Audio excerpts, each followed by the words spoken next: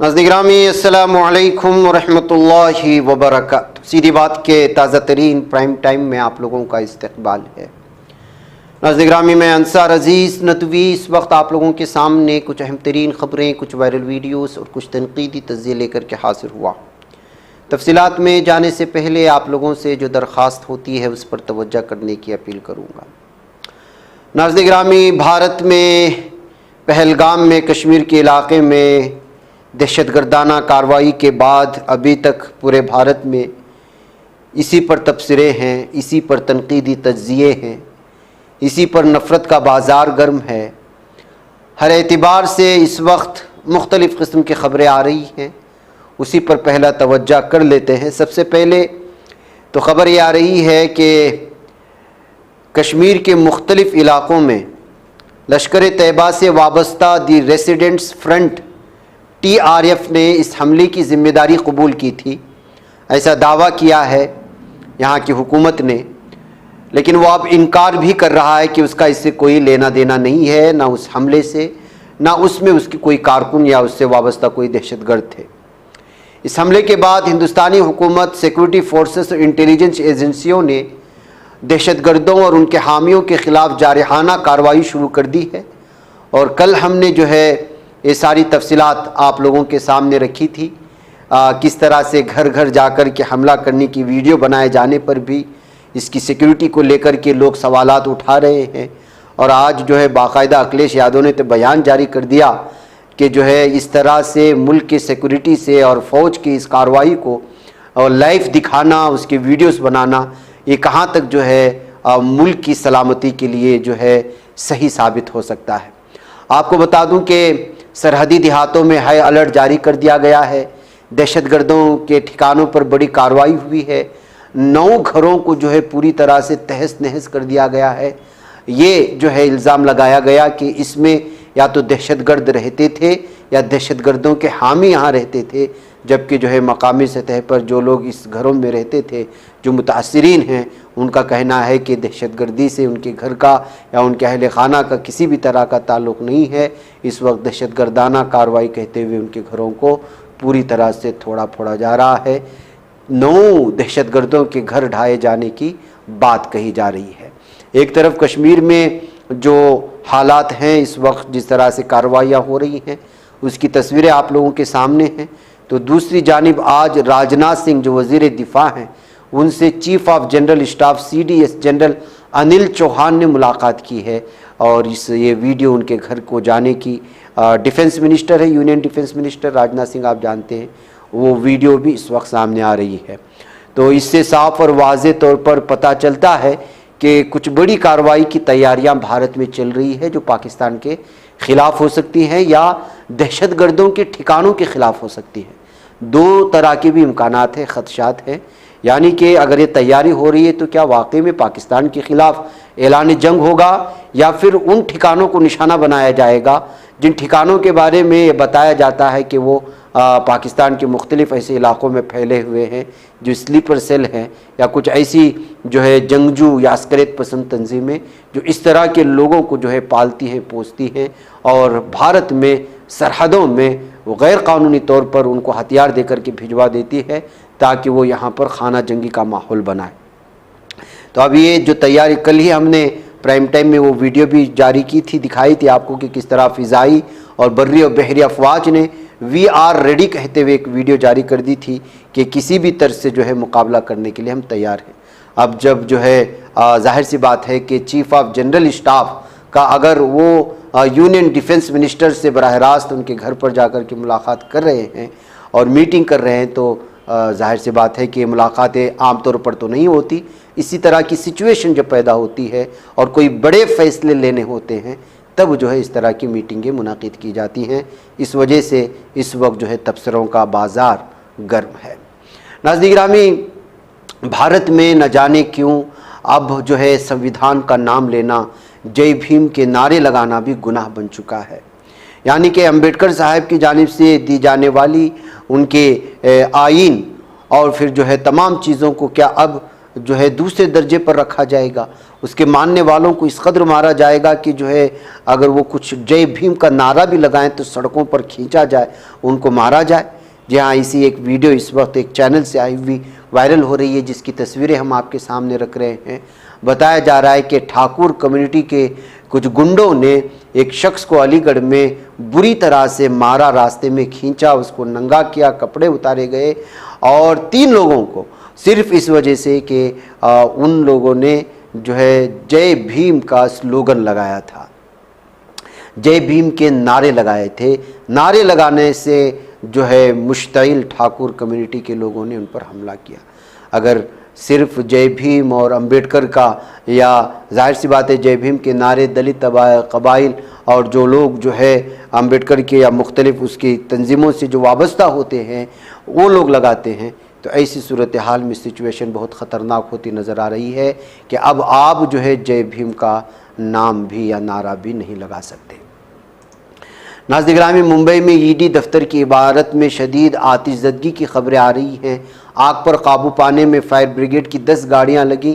ظاہر سی بات ہے کہ آگ کے حوالے سے تو خبریں بہت آتی ہیں، گھروں میں لگ جاتی ہیں، لیکن ظاہر سی بات ہے کہ جب کوئی سرکاری دفتر میں، اور وہ بھی ایسی سرکاری دفتر جہاں جو ہے بڑے بڑے لوگوں کی کالے کرتوت محفوظ ہو جاتے ہیں، بڑے بڑے پیمانے پر جو گھوٹالے ہوتے ہیں سرکاری سطح پر، ان کی جو جہاں پر فائلیں بند ہوتی ہیں، وہاں اگر آگ لگتی ہے تو ظاہر سی بات ہے کہ سوالات اٹھتے ہیں۔ جی ہاں، بلاڈ اسٹیٹ علاقے میں اتوار کی صبح انفورسمنٹ ڈائریکٹوریٹ ای ڈی کے دفتر کی عمارت میں، جو کہ جنوبی ممبئی میں واقع ہے، شدید آگ لگ گئی۔ مقامی افسروں نے اس بات کی اطلاع دی۔ افسروں نے بتایا کہ واقعے میں کسی جانی نقصان کی اطلاع نہیں ہوئی۔ یہاں جانی نقصان کہیں سے ہوگی، جبکہ آگ جو لگائی جاتی ہے وہ کچھ فائلوں کو جلانے کے لیے، جو بڑے بڑے جو مگرمچھ ہوتے ہیں ان کی کالے کرتوت کو چھپانے کا ذریعہ ہوتا ہے۔ بہرکیف ہو سکتا ہے کہ 100 کے واقعات میں کوئی ایک واقعہ ایسا ہو جس میں از بخود جو کسی ہنگامی طور پر کسی غلطی کی وجہ سے آگ لگی ہو، لیکن اکثر سرکاری دفتروں میں جب کبھی بھی اس طرح کی خبریں سامنے آئی ہے، وہ جان بوجھ کر لگائے جانے کی بات ہی سامنے آتی ہے، جبکہ اس سلسلے میں کوئی خلاصہ یا تحقیق نہیں ہوتی۔ ظاہر سی بات ہے کہ سارے الزامات آگ پر دھر دیتے ہیں تو پھر قصوروار آخر کون؟ آتش زدگی کا یہ واقعہ 2:31 پر پیش آیا۔ اس کے بعد فائر بریگیڈ محکمے کو کوریمبھائی روڈ پر گرینڈ ہوٹل کے پاس کثیر منزلہ عمارت قیصر بند میں آگ لگنے کی اطلاع دی گئی۔ اس عمارت میں ای ڈی کا دفتر ہے۔ ناظرین گرامی، ادھر ناظرین گرامی خبر یہ آ رہی ہے کہ اس وقت ظالم دہشت گرد ہندوتوا اپنی ساری انسانیت کو جو ہے وہ ملیہ میٹ کر رہے ہیں، درندگی کی حدوں کو پار کر رہے ہیں، اور پھر اپنی ذہنی سطحیت کو سامنے لا کر یہ ثابت کرنے کی کوشش کر رہے ہیں کہ وہ کس قدر گھٹیا ترین نسل سے ان کی وابستگی ہے۔ ہندو دائیں بازو کے ہینڈلرز نے ایک بار پھر اپنی نفرت میں شدت پیدا کی، جو اب کھلے عام کشمیری مسلم خواتین کے خلاف عصمت دری اور جنسی تشدد کا مطالبہ کر رہے ہیں۔ آپ اندازہ لگا سکتے ہیں، جموں کشمیر کے پہلگام میں منگل کو عسکریت پسندوں کے سیاحوں پر حملے کے بعد پورے بھارت میں مسلمانوں، خاص طور پر کشمیریوں کے خلاف اسلاموفوبک حملوں اور تشدد کی اضافے کے درمیان جو ہے یہ پھر سے یہ نفرت کا ماحول بنایا جا رہا ہے۔ یہاں تک کہ جو ہے مختلف قسم کے اس وقت سوشل میڈیا میں تبصرے کیے جا رہے ہیں، اور تبصرے مسلمانوں کے قتل عام کی ہوتی ہیں، مسلمان خواتین کے ساتھ چھیڑ خانی کی ہوتی ہیں۔ اب تو دن دہاڑے لکھا جا رہا ہے کہ جو ہے جو کشمیری لڑکیاں ہیں ان کے ساتھ جنسی زیادتی کی جائے، یعنی کہ ریپ کیا جائے۔ کوئی بھی کشمیری لڑکی جو دہلی میں خطرہ محسوس کر رہی ہے، رات کو میرے گھر آ سکتی ہے۔ اس طرح سے جو ہے ان کی حمایت میں پیغامات بھی اس وقت جو ہے خود غیر مسلم بھائی بھی شیئر کر رہے ہیں کہ آپ کو ڈرنے کی ضرورت نہیں ہے، لیکن ہندوتوا درندے اس وقت جو ہے اس کھلے عام ان کو جو دھمکیاں دے رہی ہیں وہ بہت ہی افسوسناک بھی ہے، اور جو ہے مسلم خواتین کے لیے یہ ایک اس وقت بہت ہی سمجھا جا سکتا ہے کہ وہ کس قدر ذہنی اذیت سے گزر رہے ہوں گے۔ آپ کی محفوظ اور اچھی میزبانی کریں گے۔ ایک منقسم ہندوستان ہارے گا، ایک متحدہ ہندوستان جیتے گا، یہ کہتے ہوئے جہاں مختلف لوگوں نے ان ہندوتوا وادی ذہنیت کے درندوں کو جو ہے جواب دینے کی کوششیں کر رہے ہیں، تو وہیں پر ان کو دھمکیاں بھی مل رہی ہیں۔ یہ پوسٹ کشمیری مخالف جذبات کے درمیان کشمیری طلباء کو دی گئی۔ مدد کی پیشکشوں کا مذاق اڑاتی نظر آئی ہے، جس نے بڑھتے ہوئے حملوں اور ہراساں کیے جانے کی وجہ سے کشمیر کے سینکڑوں طلباء کو ہندوستان کے مختلف حصوں کو چھوڑنے پر مجبور کیا گیا۔ گروہ کی یہ ہے کہ مطابق صارف کا تعلق اتراکھنڈ سے ہے۔ حقیقت یہ ہے کہ پوسٹ کو 4400 سے زیادہ صارفین نے پسند کیا ہے۔ اس طرح کی پرتشدد بیان بازی کے خطرناک حد تک معمول پر آنے کی نشاندہی کرتا ہے۔ اس کے ٹویٹس کی توثیق کرنے والے اور کھلے عام عصمت دری اور جنسی تشدد کا مطالبہ کرنے والے رد عمل یہاں تک کہ وہ قابل ذکر بھی نہیں۔ تاہم پوسٹ نے بڑے پیمانے پر رد عمل کو جنم دیا ہے، جس میں بہت سے لوگوں نے صریح بدسلوکی کی ہے۔ مختلف جو ہے اس وقت ٹویٹر ہینڈلز ہیں، آپ کو کیا بتایا جائے ناظرین گرامی، یہ صورتحال ہے، کرتا کوئی اور ہے، بھگتتا کوئی اور ہے۔ نفرت کا ماحول بنانے میں میڈیا نے بھی کوئی کم کردار ادا نہیں کیا ہے پہلگام کے اس واقعے کے بعد۔ ایسے میں جو لوگ اس وقت جو ہے سوشل میڈیا میں پوری طرح سے جو ہے وہ لکھتے ہیں، پڑھتے ہیں، ریٹویٹ کرتے ہیں، ان لوگوں کی ذمہ داری بنتی ہے گودی میڈیا کی جو ہے اس سازش کو ناکام کیا جائے، سوشل میڈیا کا زیادہ پیمانے پر استعمال کرتے ہوئے اس نفرت کو ختم کرنے کی کوششیں کی جائے۔ جیسے کہ اس وقت کانگریس کی جانب سے کانگریس کے ایک ترجمان نے صاف اور واضح طور پر مودی کا نقاب اتارنے کی کوشش کی کہ حقیقت میں جب پہلگام میں حملہ ہوا تو سعودی عرب کے دورے کو بیچ میں مختصر کر کے مودی لوٹ کر کے آئے۔ لوٹ کر کے آتے تو ان کی ذمہ داری کیا ہونی چاہیے تھی، لیکن وہ کیا کر رہے ہیں، اس پر اس خاتون نے جو کہ سینئر لیڈر بھی ہے، کانگریس کی ترجمان بھی ہے، وہ کیا کہہ رہے ہیں آپ خود سن لیں۔ حقیقت کس قدر چھپا دیا جاتا ہے، میڈیا آپ کو بتائے گا نہیں، لیکن میری اور آپ کی ذمہ داری ہے کہ اس کو ایک دوسرے کو شیئر کر کے اس طرح کے معاملات کو بڑے پیمانے پر لوگوں تک اور ہندوستانی بھائیوں تک پہنچانے کی کوشش کی جائے۔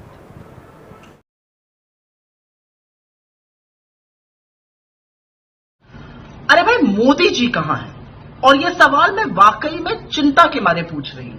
ہمارے گھور مت بھید ہو، لیکن ہے تو ہمارے پردھان منتری، تو میں واقعی میں جاننا چاہتی ہوں کہ مودی جی کہاں ہیں؟ ان کی طبیعت وغیرہ تو ٹھیک ہے، بہت گرمی ہے، لو تو نہیں لگ گئی ہے، کیونکہ وہ پہلگام حملے کے بعد سعودی عرب سے لوٹ تو ضرور آئے، لیکن اس کے بعد سے غائب ہے۔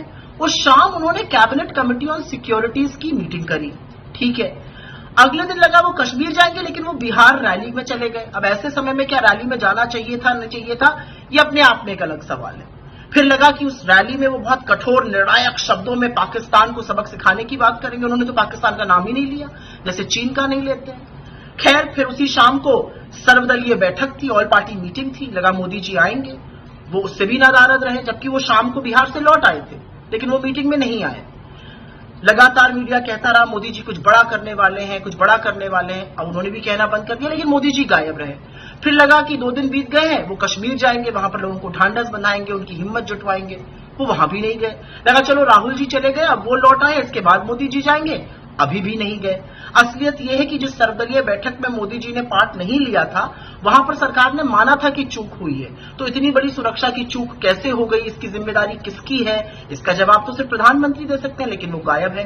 ہماری سرحد کے 200 کلومیٹر اندر تک آتنکی اتنی بڑی بڑی بندوقیں لے کر کیسے گھس آئے، اس کا جواب کون دے سکتا ہے؟ اتنا بڑا انٹیلیجنس فیلئر کیسے ہو گیا؟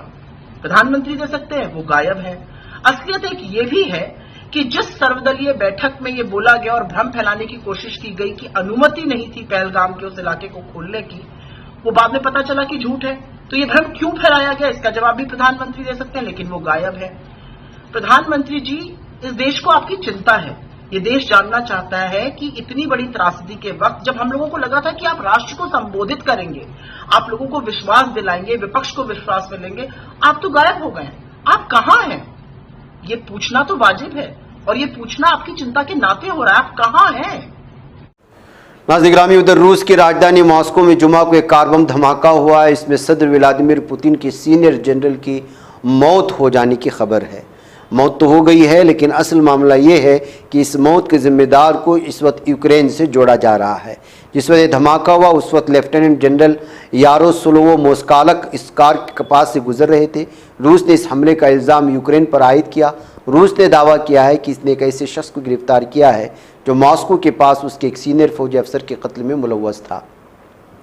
روس کی فیڈرل سیکیورٹی سروس کے مطابق حملہ یوکرین سے ریموٹ کنٹرول کے ذریعے کیا گیا کار بم دھماکہ تھا۔ اس خوفناک حملے کا ویڈیو بھی سامنے آیا ہے۔ تو اس سے صاف اور واضح طور پر ظاہر ہوتا ہے کہ یوکرین اور رشیا کے درمیان میں جو جنگ بندی کی باتیں ہو رہی تھی اور کرنے کی کوشش ہو رہی تھی، اس میں ایک بار پھر بریک لگے گا۔ ناظرین گرامی، ادھر گروگرام میں، گڑگاؤں بھی جس کو کہا جاتا ہے، کوڑے کے پہاڑ میں شدید آگ لگی ہے۔ لوگوں کی آنکھوں میں جلن اور سانس لینے میں دقت کی شکایتیں آ رہی ہیں۔ اس آگ کو بجھانے کے لیے فائر بریگیڈ کی 20 سے زیادہ گاڑیاں لگی ہیں، لیکن ظاہر سی بات ہے کہ کوڑا دان میں کس طرح کی چیزیں ہوتی ہیں وہ تو آپ جانتے ہیں، اور وہ بھی گروگرام ایک بھیڑ بھاڑ والا علاقہ ہے۔ ایسے میں لوگوں کی سانسیں رک گئی ہیں، اور یہ سب کرتوت خود لوگوں کی وجہ سے ہے۔ کوڑا کرکٹ جب ایک جگہ جمع ہو جاتا ہے تو صورتحال ایسی ہی پیدا ہوتی ہے۔ ناظرین گرامی، ادھر NCERT کی 7ویں کلاس کی سوشل سائنس سے مغل اور دہلی سلطنت کے چیپٹر کو کلوز کر دیا گیا ہے، ہٹا دیا گیا ہے۔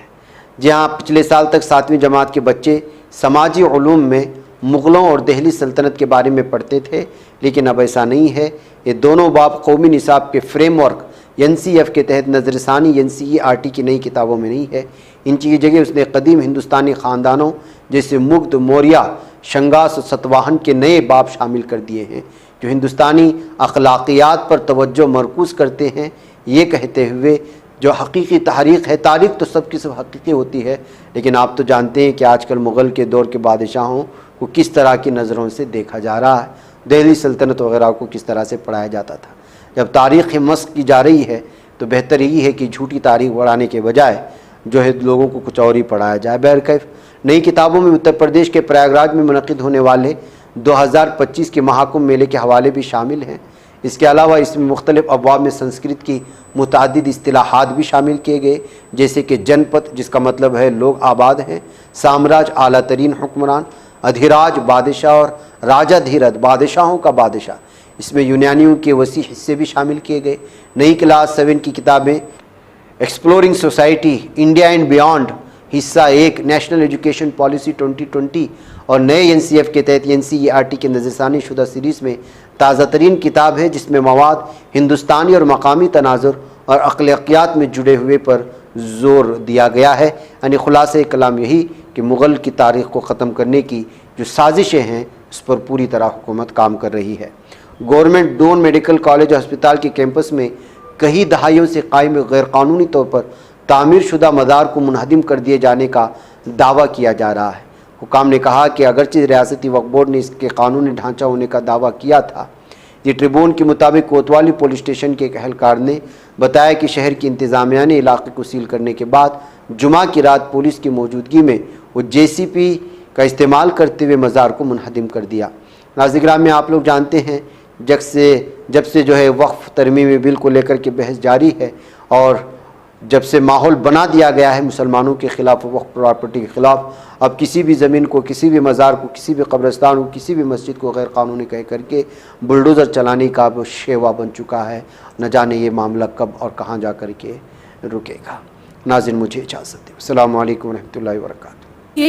بچ پاتا ہے کوئی صحافی کی نگاہوں سے، ملاتا ہے یہ لوگوں کو محبت کی پناہوں سے، کرم اور درد مندی کا ہے ایک سنسار، سیدھی بات عظیمت جرأت و ہمت کا ہے اظہار، سیدھی بات عظیمت جرأت و ہمت کا ہے اظہار، سیدھی بات۔ یہ چینل حق نگر بن کر کچل دیتا ہے فتنوں کو،